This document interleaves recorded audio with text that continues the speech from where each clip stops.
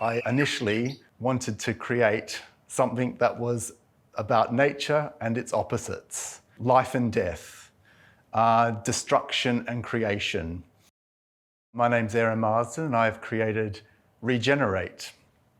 Regenerate is a sculpture initially based on the recent bushfires that occurred in Australia. I approached the sculpture from two angles. First, it's a site-specific work. The site I chose has several interesting points of view, from the bridge that you walk over to the ground level, which created a 360-degree point of view. And the other was the mission statement for the brief, which was to create something sustainable as well as environmental. My piece is a skeletal object, which represents the destruction of the bushfires, with a pod inside representing new life.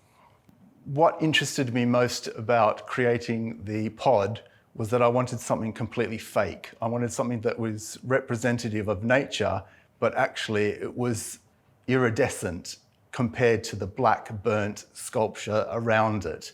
And that interested me most because of the contrast between death and something that I wanted to represent as life. But I wanted to create something that was quite bold and as a statement within the grounds of Eden Gardens.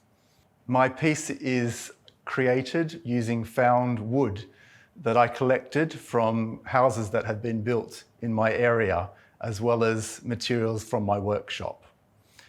I wanted to use sustainable things that had already had life and reuse them again to create this piece. The challenges that I've had with creating this piece has been how big the scale I wanted to use and my ability to be able to build it. I started my career when I was young. I loved to draw. I then went and studied theatre design, and from that I went to London to further my skills and develop myself as an artist, which has been a very rewarding process. I love the idea of three-dimensional objects in a space, but I'm also interested in a narrative storyline.